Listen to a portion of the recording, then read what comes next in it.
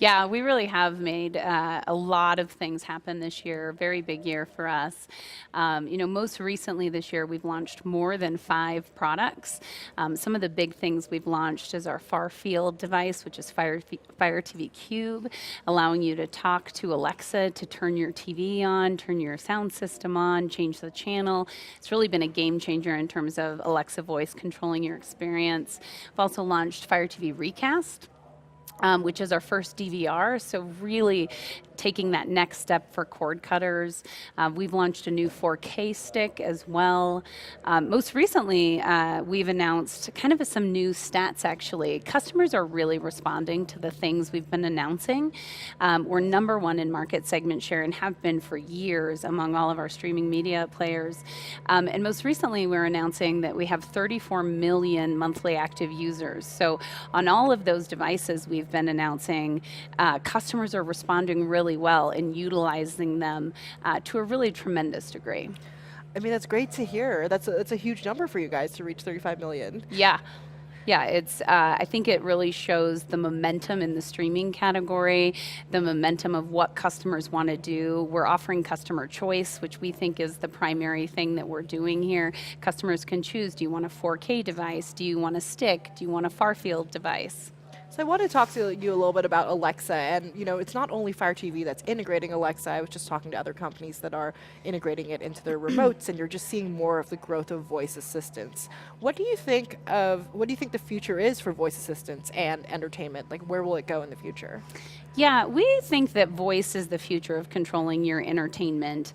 We've recently built Farfield Voice into the Fire TV Cube, so, again, allowing you to have that hands-free experience to control your content. Everything from walking into a room and maybe you have something in your hands and saying, Alexa, play Handmaid's Tale.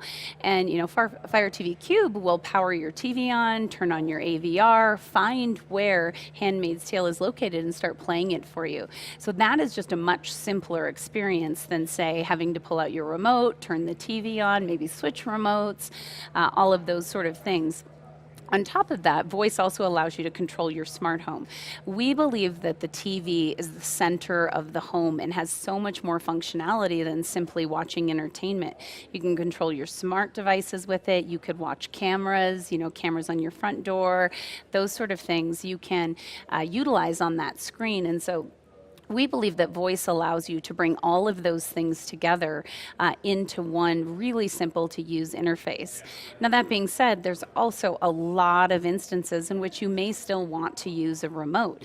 Whether you're trying to be quieter or you think something is slightly easier with a remote, we still ship remotes in all of our products as well. As a matter of fact, we even recently updated our remote to add power and volume to it. So we're continuing to innovate on the remote as well as we're innovating in the voice space. So both are really about customer choice again. We do believe voice will take over, and as it gets better and customers learn this new paradigm, that they'll realize how much easier and simpler it is to use to find the things that you want. But there is still a place for the remote today.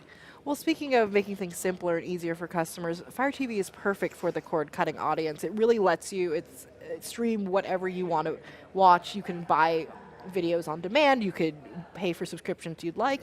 How do you think devices like that are leading towards evolving the live TV experience? Yeah, we have put a lot of work into our live TV experience. As you mentioned, we want you to have all the content you want from whatever source that is.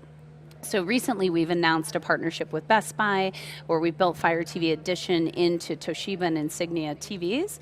Within that experience, you can very easily access your over-the-top or over-the-air content that comes from your antenna right in the same user interface that you have for your streaming content. And so you're getting your live content with your streaming content in the same user interface without ever having to change your input. On our regular products, we've also recently done a couple of new features for customers in that we have an on now row. And what that On Now row does is it takes your subscriptions that have live content that are on right now and puts them in a very easy to use guide that just tells you, here's what's on right now if you just want to go to that. We also have an electronic programming guide. So customers have been very used to the cable model, if you will, where you have a guide and you scroll through it and it helps you make choices about what you want to watch. So we've developed an electronic programming guide for our devices as well, where you can see for the services you're subscribed to, what's on right now. And if you want to do that kind of ingrained model of paging through a guide, you certainly can.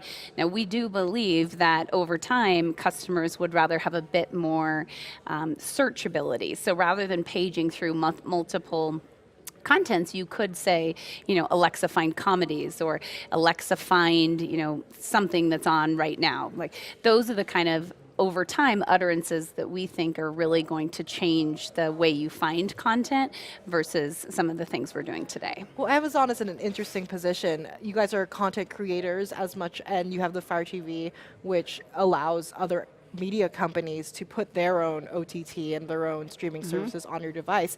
But in a way, you're also a competitor. How do you coexist in the same space, and how do you get everyone to join on board for Fire TV? Yeah, there's a couple different questions in there. In terms of Prime Video content and third-party content, we consider ourselves a really agnostic platform, Fire TV is.